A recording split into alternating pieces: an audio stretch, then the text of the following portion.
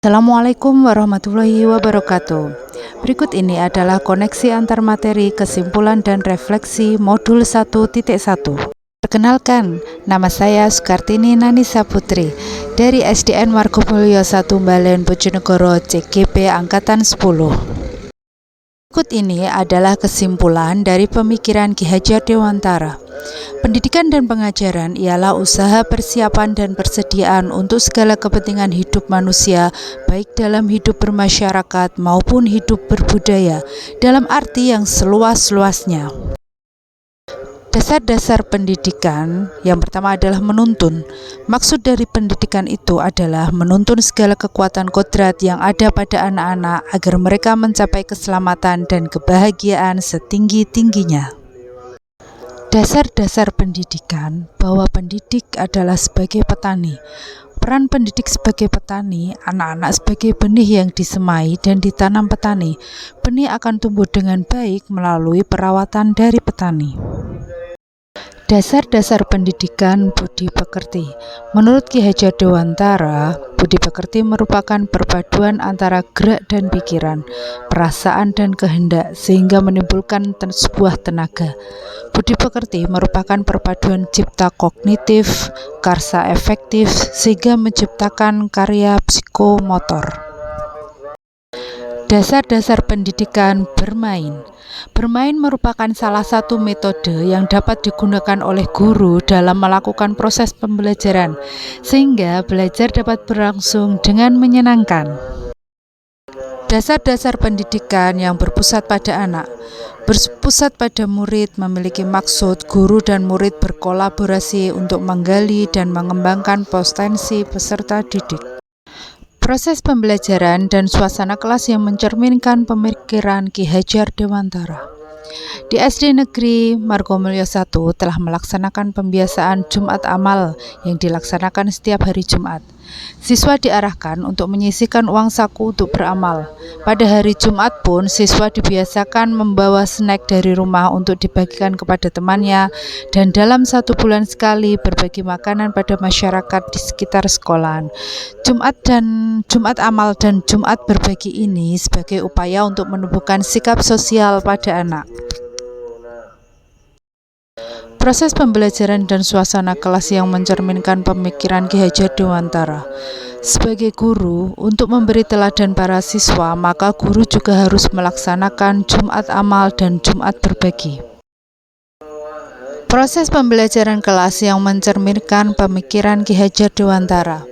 Suasana kelas yang mencerminkan pemikiran Ki Hajar Dewantara adalah dengan menciptakan interaksi yang baik antara guru dan siswa, serta menerapkan pendidikan berbasis student-centered learning atau pembelajaran berpusat pada murid.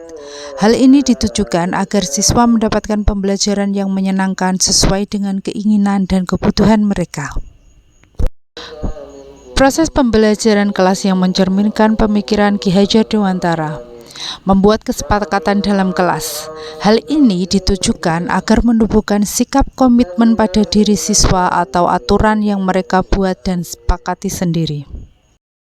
Proses pembelajaran kelas yang mencerminkan pemikiran Ki Hajar Dewantara, yaitu melakukan dan mengembangkan pendidikan karakter di kelas saat melangsungkan pembelajaran, seperti sikap religius, nasionalisme, mandiri, gotong royong, dan integritas. 3 pertanyaan tematik. Pertanyaan pertama, apa yang Anda percaya tentang murid dan pembelajaran di kelas sebelum Anda mempelajari modul 1.1? Pertanyaan kedua, apa yang berubah dari pemikiran atau perilaku Anda setelah mempelajari modul 1.1? Pertanyaan 3, apa yang dapat segera Anda terapkan lebih baik agar kelas Anda mencerminkan pemikiran Ki Hajar Dewantara? Apa yang Anda percaya tentang murid dan pembelajaran di kelas sebelum Anda mempelajari modul 1.1? Yang pertama, sebelum mempelajari modul 1.1 tentang pemikiran Ki Hajar Dewantara, saya berpikir bahwa peserta didik adalah objek yang mana kita sebagai seorang pendidik mempunyai tugas menentukan minat dan bakatnya tanpa memikirkan kodrat anak yang sudah mempunyai minat dan bakat sejak lahir. Peserta didik itu sebagai kertas kosong yang harus diisi dengan pengetahuan. Sebagai seorang pendidik, saya harus memaksakan kehendak, yaitu menuntut sesuai kurikulum yang telah ditargetkan, bukan menuntun peserta didik. Pembelajaran masih berpusat pada guru sebagai pendidik. Saya lebih mementingkan nilai kognitif siswa dibanding dengan nilai budi pekertinya. Apa yang berubah dari pemikiran atau perilaku Anda setelah mempelajari modul 1.1? Yang pertama, peserta didik adalah sebuah subjek yang mana kita sebagai seorang pendidik berperan sebagai pamong dalam memberikan tuntunan dan arahan agar anak tidak kehilangan arah. Kita sebagai peserta didik harus menghamba pada anak, harus rela dan ikhlas dalam membimbing mereka. Peserta didik yang merdeka belajar. Pendidik berkewajiban dan berkuasa untuk menebalkan segala tulisan yang suram dan berisi baik, agar kelak nampak sebagai budi pekerti yang baik. Tidak lagi memaksakan kehendak anak, akan tetapi kita sebagai seorang pendidik memiliki tanggung jawab menuntun segala kodrat yang ada pada anak, agar mereka mencapai keselamatan yang setinggi-tingginya, baik secara manusia maupun sebagai anggota masyarakat. Pembelajaran harus berpusat pada peserta didik dan guru hanya sebagai pembimbing. Apa yang dapat segera Anda terapkan lebih baik agar kelas Anda mencerminkan pemikiran Ki Hajar Dewantara? Yang pertama, merubah cara berpikir saya bahwa anak itu adalah subjek bukan objek.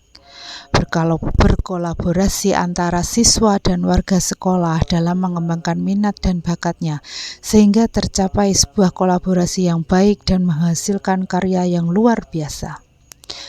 Menjadi guru yang memotivasikan siswa dan teman sejawat agar bisa menanamkan nilai karakter siswa sejak dini melalui pembiasaan yang berkelanjutan.